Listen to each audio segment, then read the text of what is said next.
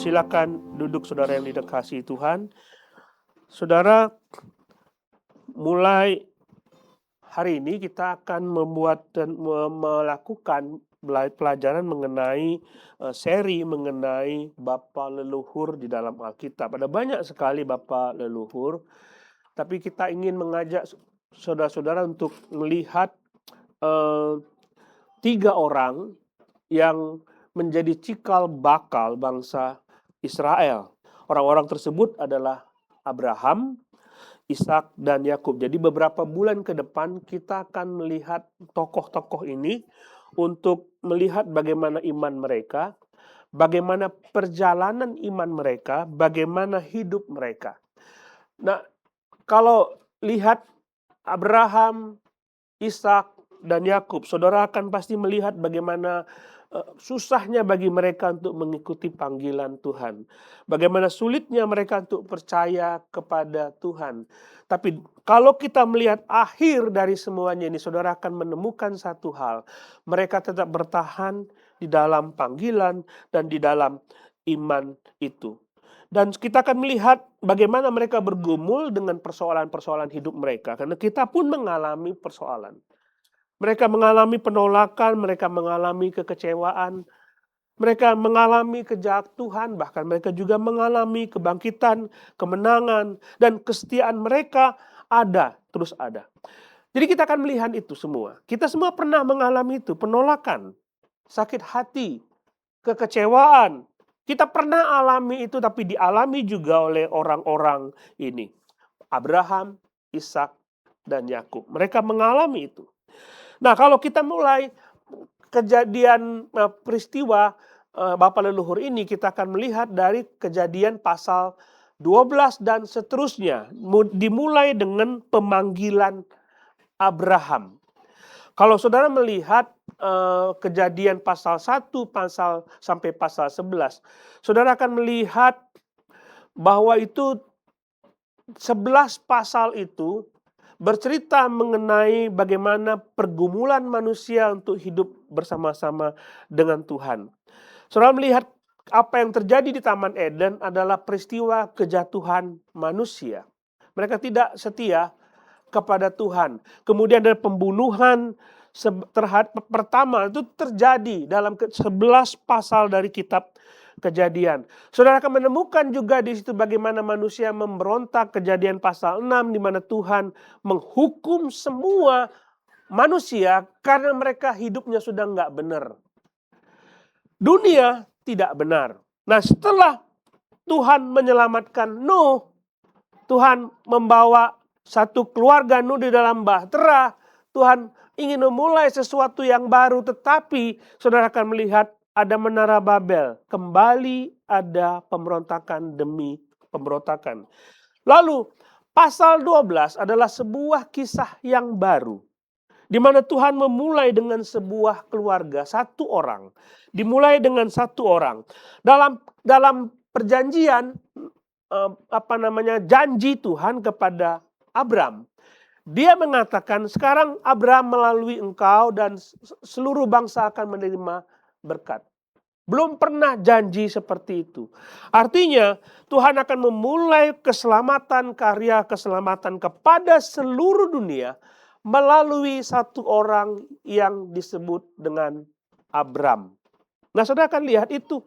Dari Abram lahirlah Ishak, kemudian dia pilih Yakub, lalu dia pilih Yakub, lalu muncullah 12 suku Israel, lalu dia pilih Yehuda, dari Yehuda dia pilih Daud, dari Daud, dan terus sampai kepada Yesus Kristus. Galatia mengatakan, melalui keturunan Abraham lah, yaitu Yesus Kristus, semua bangsa akan mendapatkan berkat. Jadi sejarah keselamatan itu dimulai dari Kejadian pasal 12 ini. Saudara lihat realisasinya sampai saat ini. Dari Abraham sampai ke Yesus Kristus, kemudian seluruh bangsa menerima berkat Tuhan. Ada berapa banyak bangsa di dunia yang sekarang ini percaya kepada Yesus Kristus. Saudara lihat bola, pertandingan sepak bola. Saudara lihat berbagai macam warna kulit di situ, berbagai banyak bentuk tubuh di situ. Tapi hampir semuanya suku bangsa mengenal Yesus Kristus sebagai Tuhan dan Juru Selamat. Ishak, Yakub, Yehuda, Daud sampai ke Yesus. Maka kisah ini menarik sekali untuk disimak. Bagaimana perjalanan Abraham, Ishak, dan Yakub. Bagaimana iman mereka. Bagaimana perjalanan hidup mereka. Semua dimulai dengan pemanggilan Abraham. Semua kisah dimulai dengan panggilan. Kenapa itu? Karena kalau panggilan itu sudah nggak benar, maksudnya begini, respon, tanggapan terhadap panggilan sudah tidak benar, maka akan kacau berikutnya. Akan kacau sekali berikutnya. Jadi kalau saudara meresponi panggilan Tuhan dengan cara yang nggak benar, maka nanti dalam perjalanan iman saudara, saudara akan menemukan bahwa saudara pasti akan gagal. Pasti gagal. Karena kita akan melihat bagaimana tanggapan Abraham terhadap panggilan Tuhan. Abraham adalah anak Tera. Tera punya 3 anak, Haran, Nahor, dan Abram. Saya ingin ngajak saudara supaya saudara lihat dengan jelas silsilah itu. Tera punya anak namanya Nahor, Haran, Nahor, dan Abram. Kalau saudara melihat silsilah Adam, silsilah dari Nuh sampai kepada Abram, saudara akan menemukan sebenarnya Abram itu lahir ketika Nuh masih hidup. Jadi cerita mengenai keselamatan bahtera itu sampai semua kepada mereka ini. Mereka mendengar itu semua. Tapi sayangnya ada menara Babel yang membuat mereka menolak Tuhan. Nah, Terah tinggal di daerah yang namanya Ur Kasdim, sebuah kota besar yang kental dengan penyembahan berhala.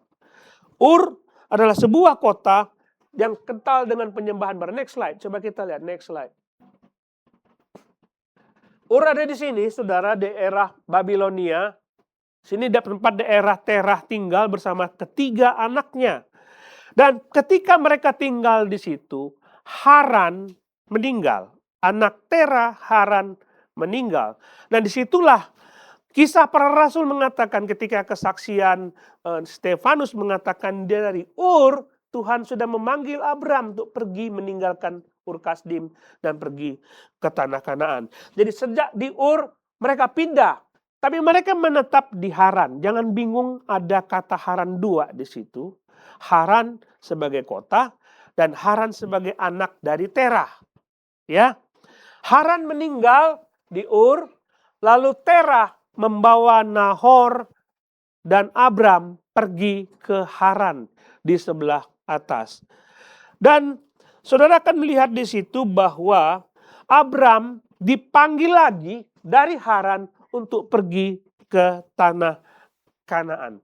Semua dimulai dari pemanggilan Abram oleh Tuhan. Abram dipanggil untuk dapat melaksanakan janji Tuhan. Kejadian pasal 12 kita lihat dalam ayat 1-3 dikatakan demikian, berfirmanlah Tuhan kepada Abram, pergilah dari negerimu, dari sanak saudaramu, dan dari rumah bapamu ini ke negeri yang akan kutunjukkan kepadamu.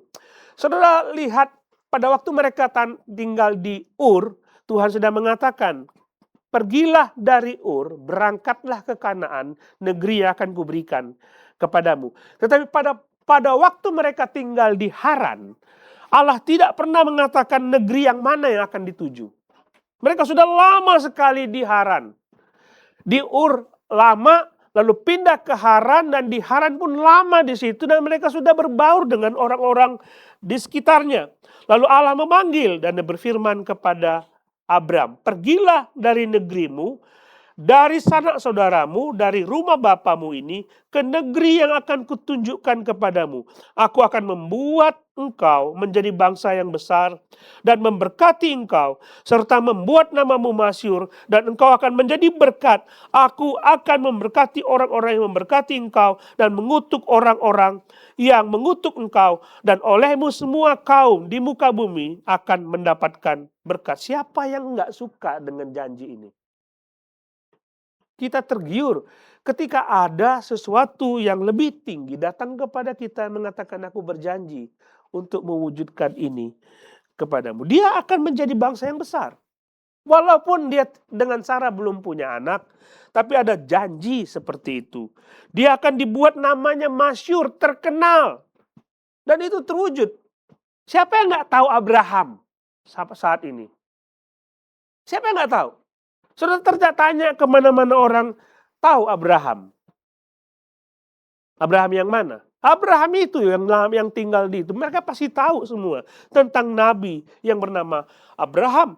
Dan dia akan menjadi berkat dan itu sudah terwujud semua. Itu diberikan kepada Abraham. Kita tergiur dengan itu. Kita tergiur dengan janji-janji seperti itu. Pada waktu saudara percaya kepada Yesus, apa alasanmu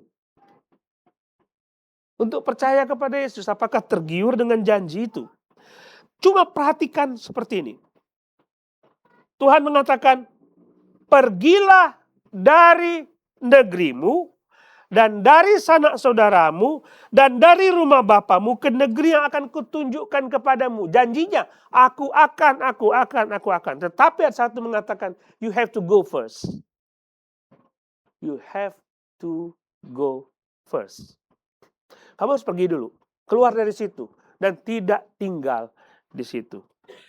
Timbul pertanyaan, kalau Allah yang maha kuasa itu, yang besar itu, yang berdaulat atas segala sesuatu, berjanji 1, 2, 3, 4, 5 kepada kita, kenapa harus pergi dari situ?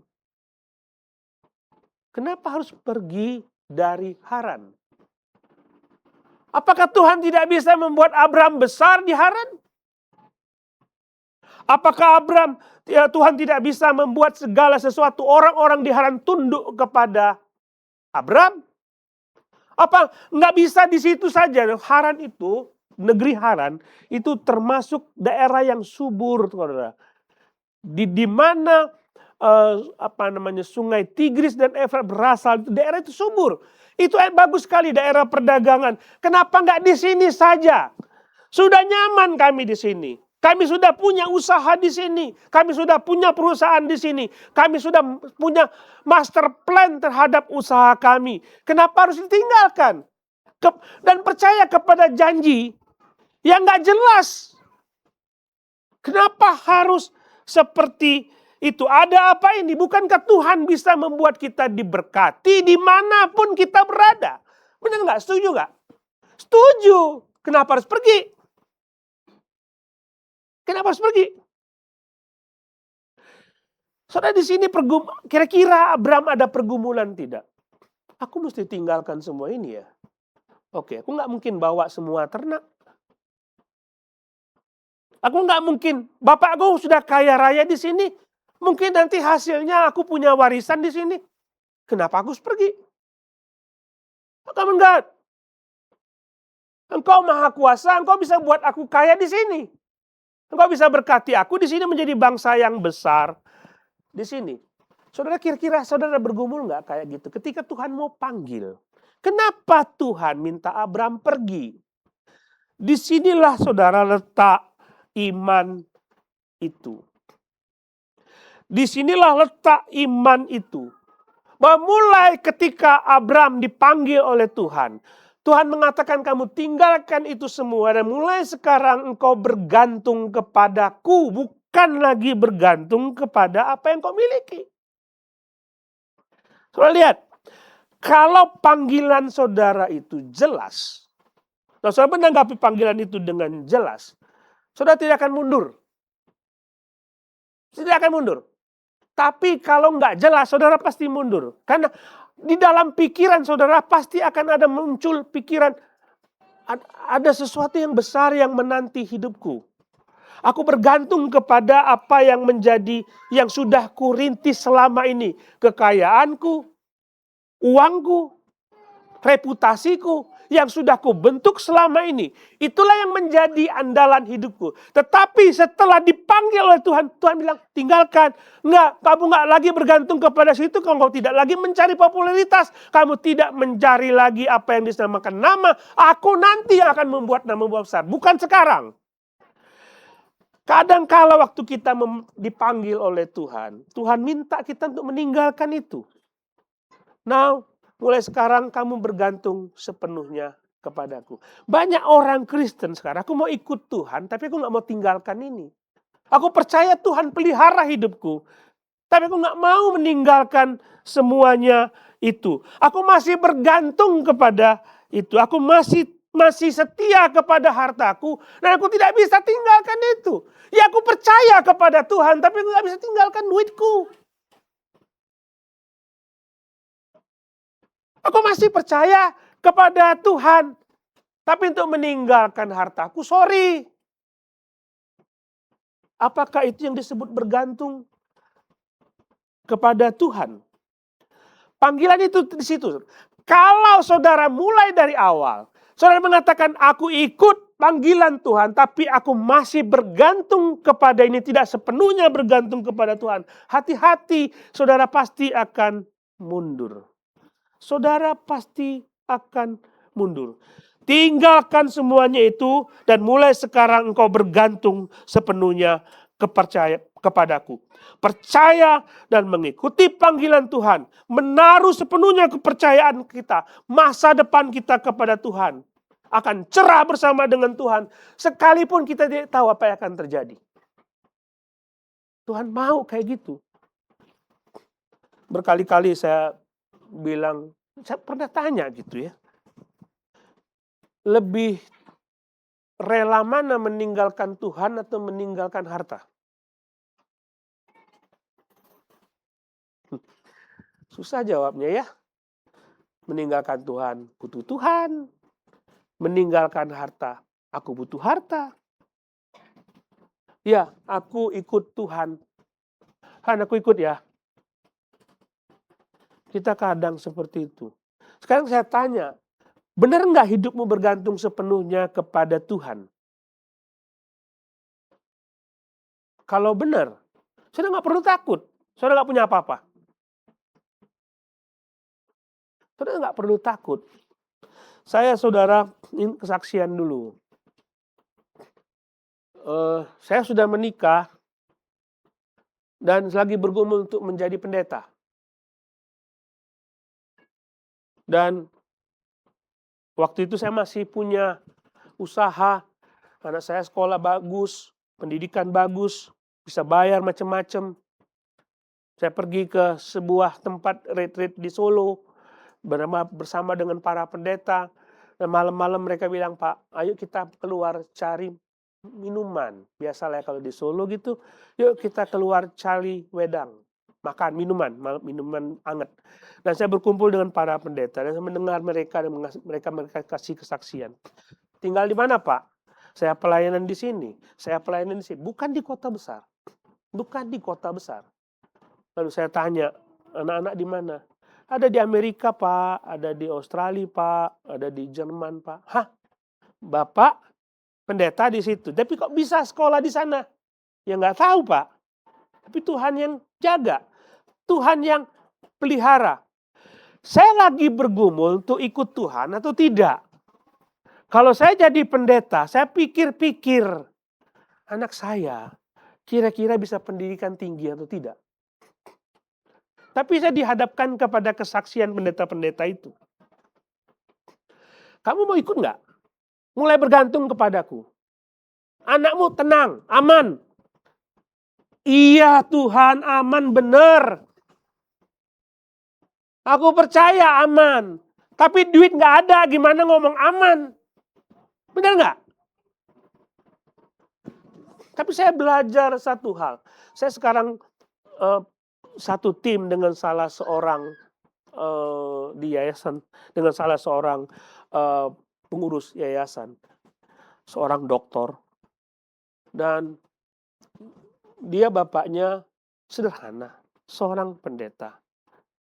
Tapi saya melihat bahwa keluarganya itu luar biasa baik, diberkati oleh Tuhan, dan pendidikan di luar negeri. Tapi pendetanya, seberapa besar sih gajinya? Ya, ketemu lagi dengan pendeta lain, anaknya di mana Pak? Di sini, diberkati. Jadi kalau minggu lalu saya ngomong bahwa seorang anak akan diberkati masa depannya oleh Tuhan, bergantung kepada kesetiaan orang tuanya kepada Tuhan. Terus saya ambil keputusan, oke, I follow you Lord. Aku ikuti Engkau, Tuhan.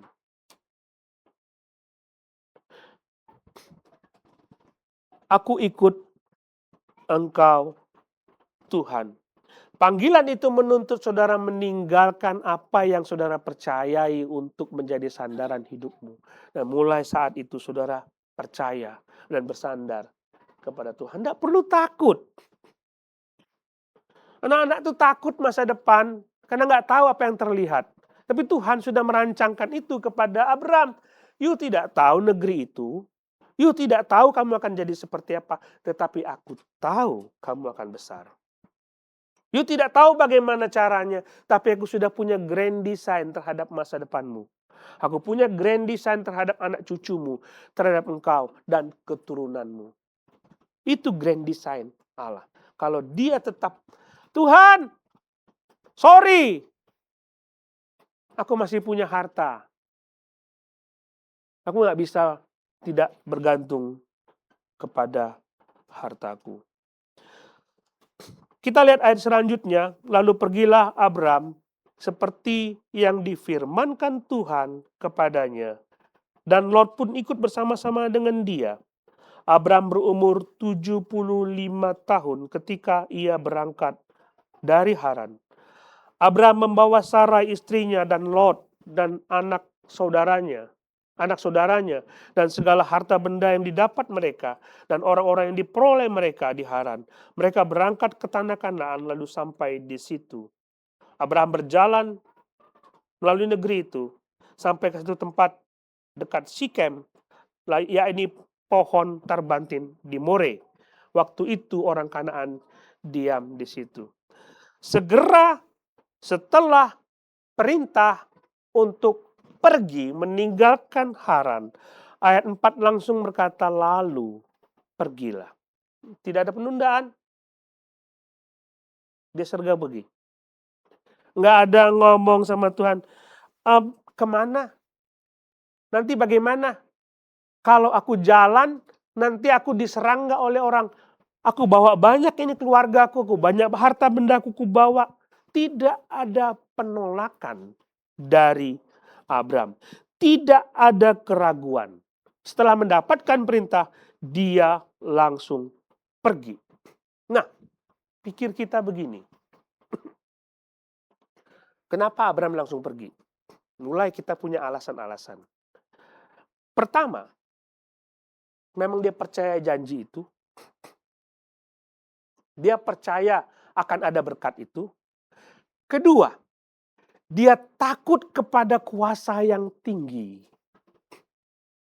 Dia takut. Jadi kan begini, orang itu taat.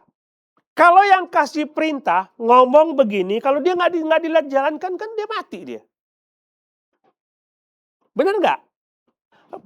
Ada alasan bahwa takut kepada otoritas tinggi, maka aku pergi. Aku nggak punya jalan lain. Kalau aku tidak melakukan ini, aku pasti dihukum oleh Tuhan. Kedua, bisa saja dia mengatakan aku pergi. Karena ada janji. Janji yang dipegang. Jadi, saya rasa pemilihan Abraham itu sama seperti pemilihan Nuh. Kenapa dari sekian banyak orang di Haran atau di Ur? Kenapa Abraham yang dipilih? Kenapa bukan Nahor? Kenapa bukan Haran? Kenapa bukan keturunan yang lain? dari Sem. Kenapa? Kenapa Abraham yang dipilih? Saya rasa ketika banjir besar akan terjadi, Tuhan melihat Nuh, dan Tuhan mengatakan dalam Kejadian pasal 6, aku menaruh kasih karuniaku kepada Nuh, berkatku kepada Nuh. Aku pilih dia karena aku mengasihi dia. Ini pemberian Tuhan kepada Nuh. Demikian juga Abraham. Abraham tidak ada satupun yang lebih baik dari dirinya untuk dipilih oleh Allah. Tidak satupun yang baik dari Abraham yang bisa menjadi alasan Tuhan memilih Abraham. Tapi atas kasih karunia Allah kepada Abraham. Demikian juga ketika dia memilih kita, dia tidak mengatakan bahwa aduh kamu baik dulu. Kita semua bejat. Kita semua berdosa. Kita semua tidak benar. Roma pasal 6 mengatakan tidak seorang pun mencari Allah. Bagaimana bisa Allah mengatakan aku pilih orang yang mencari diriku? Enggak ada. Jadi semua itu berdasarkan kasih karunia. Lalu sampailah kepada Abraham. Abraham, aku pilih engkau. Keluarlah dari situ. Taatilah perintahku. Abraham taat. Itu bukan karena dia menginginkan berkat itu. Bukan karena dia takut kepada Allah dengan gemetar aku pergi karena aku tidak mau nanti aku dihukum. Bukan.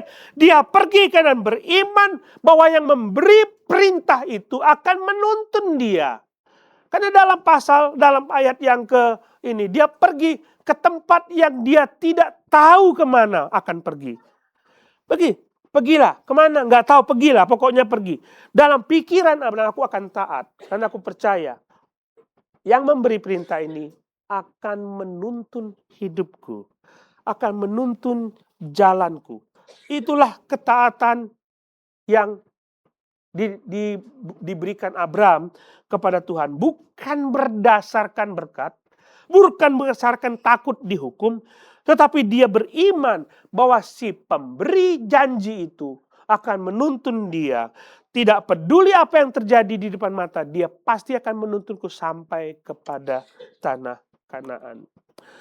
Saudara, perjalanan Kristen kita itu seperti itu. Waktu saudara percaya kepada Yesus, pasti saudara tertarik dengan berkat-berkatnya. Tidak mungkin tidak tertarik.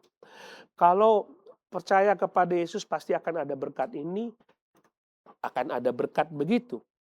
Tapi ketika saudara percaya dan mulai menghidupi kekristenan saudara, saudara mulai berpikir, kok nggak semudah itu?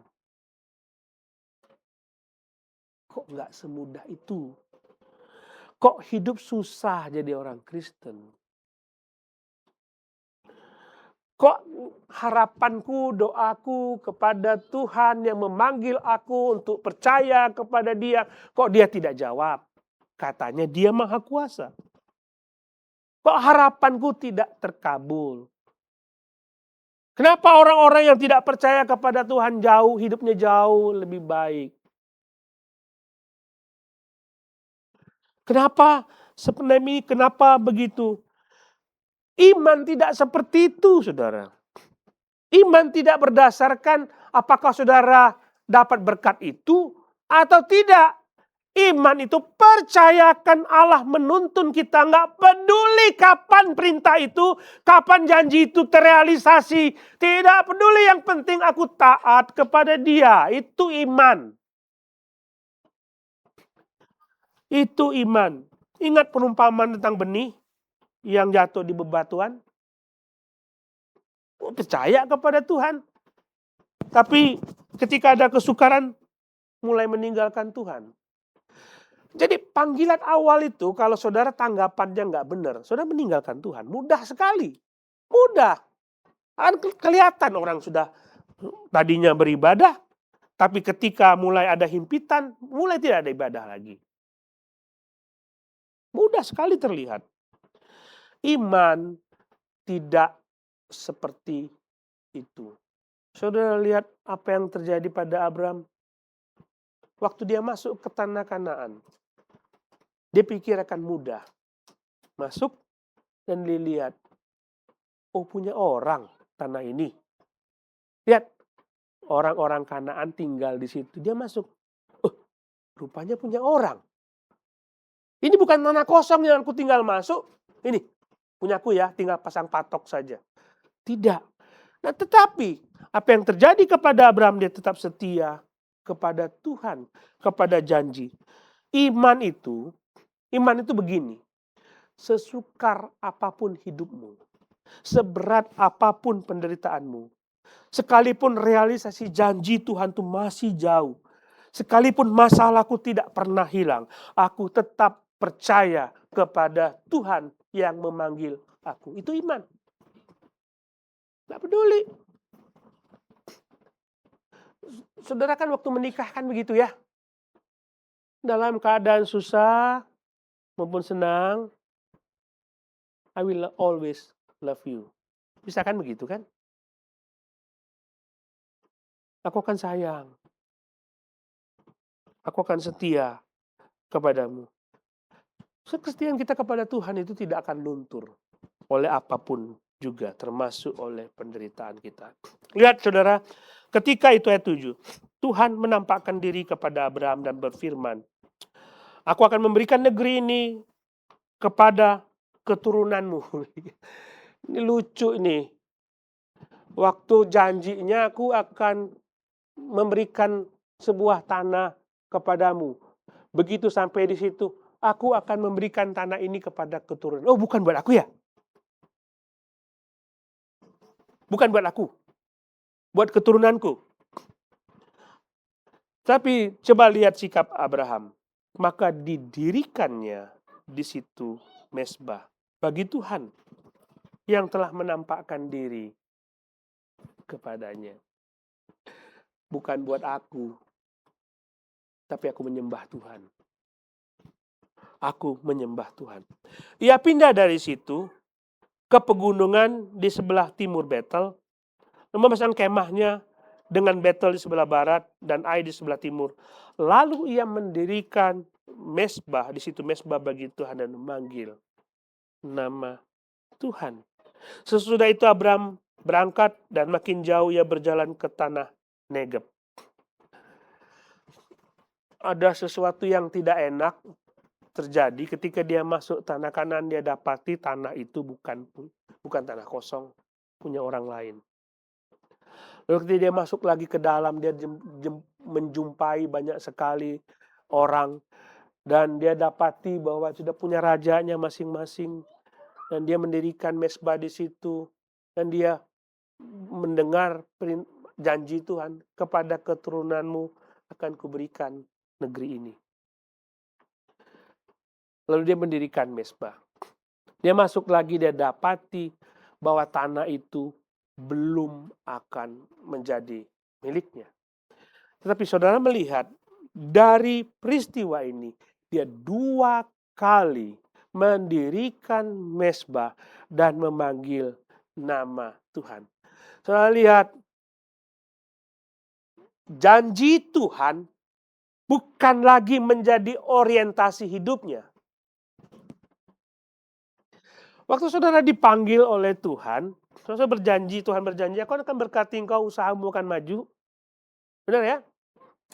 Usahamu akan maju, nanti perusahaanmu akan bertambah, kamu akan diberkati dengan kekayaan. Kita tunggu-tunggu janji itu.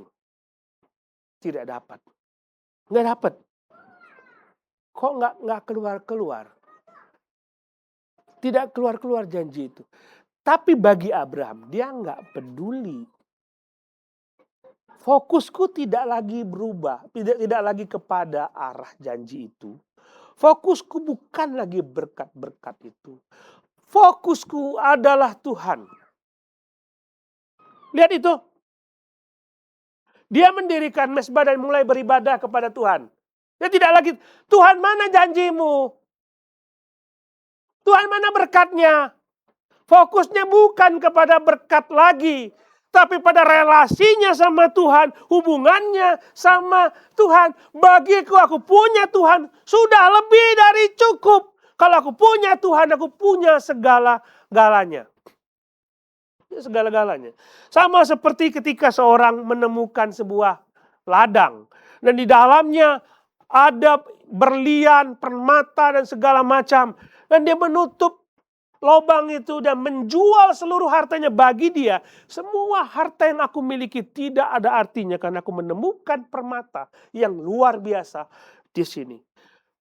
Bagi Rasul Paulus, karir nggak jadi masalah. Aku tinggalkan semua dan aku anggap itu sebagai sampah. Dan aku mulai melayani Tuhan. Fokusku bukan lagi kepada berkat jasmani. Fokusku adalah kepada Tuhan. Kalau orientasi saudara salah, mudah sekali saudara akan meninggalkan Tuhan. Tunggu mana realisasi Tuhan. Nantilah Pak Pendeta. Kalau bisnis saya lancar, saya akan datang ke gereja. Tunggu, janji dulu. Baru setia kepada Tuhan. Abraham tidak seperti itu. Nanti saudara akan ketemu Abraham, Ishak, Yakub, bahkan bangsa Israel. Sampai Yakub itu tanah itu bukan menjadi milik mereka. Bagaimana mungkin Yakub berkata ketika mereka di Mesir, nanti kalau papa meninggal, nak, bawalah ke negeri Kanaan, di tempat di mana yang dijanjikan Tuhan menjadi milik kita. Yakub, kamu di Mesir. Mesir bukan tempatmu. Kanaan belum jadi milikmu. Tapi dia bilang, bawa kerangkaku, bawa ke sana. Aku akan mau dikuburkan di sana. Dia tetap percaya kepada janji Tuhan. Nggak peduli. Bagi dia Tuhan segala-galanya. Nggak peduli aku punya, nggak punya atau tidak. Nggak peduli. Nah, kalau saudara melihat pada masa kini, saudara akan menemukan ada banyak orang yang rela meninggalkan kemewahan yang dia miliki untuk dapat mengikuti Yesus. Abraham tidak gila dengan percaya saja kepada janji Tuhan. Meninggalkan semua kemewahan di Haran. Paulus tidak gila ketika masa depannya cerah bersama Sanhedrin. Tapi dia tinggalkan itu semua dan menderita mengikut Yesus. Misionaris, dia tidak gila. Ketika hidup mewah di negaranya dan lebih memilih pergi ke negara lain dan setia kepada pelayanan. Pendeta tidak gila ketika meninggalkan usahanya dan memulai pelayanan. Orang Kristen tidak gila ketika dia kehilangan keluarganya hanya untuk mengikut Yesus. Kamu gila. Kamu kehilangan warisan, kamu kehilangan keluarga hanya untuk mengikuti. Kami tidak gila. Karena kami tahu siapa yang kami percayai. Kami tahu apa harta yang sebenarnya dalam hidup kami. Panggilan itu seperti itu, saudara. Kalau saudara siap nggak mengikut Yesus? Mengikut Yesus. Sekalipun berkat itu saudara tidak punya. Sekalipun berkat itu saudara tidak dapati. Tapi bagiku, ikut Yesus adalah segala-galanya. Saudara baca di dalam Alkitab, nabi-nabi Tuhan dipanggil oleh Tuhan, semuanya menderita. Bagi dia, aku setia kepada Tuhan jauh lebih penting daripada semua yang dimiliki oleh orang lain. Saudara baca dalam Ibrani pasal 11 akan menemukan bahwa orang-orang yang diberi janji berkat itu disebutkan tidak memperoleh janji itu, tetapi mereka tetap setia. Kenapa? Dalam pikiran mereka ada sebuah janji Tuhan yang tidak akan pernah sirna oleh zaman. Saya baru buat Bible study Efesus pasal 1 hari Kamis lalu pakai Zoom. Dan di situ ada Efesus pasal 1 mengatakan, terpujilah Allah Bapa kita yang telah mengaruniakan berkat rohani di sorga. Itu yang dicari oleh Abraham, itu yang dicari oleh Ishak, itu yang dicari oleh Yakub. Kita tidak mencari harta dunia. Ketika kita mengikuti Tuhan, ada berkat yang lebih besar menanti kita di sana. Sekalipun kita kehilangan segala-galanya di tempat ini. Minggu depan kita akan melihat bahwa nggak mudah untuk ikut janji itu. Tidak mudah untuk beriman itu. Sulit. Sulit. Tapi Tuhan terus tetap pelihara hidup kita. Mari kita berdoa.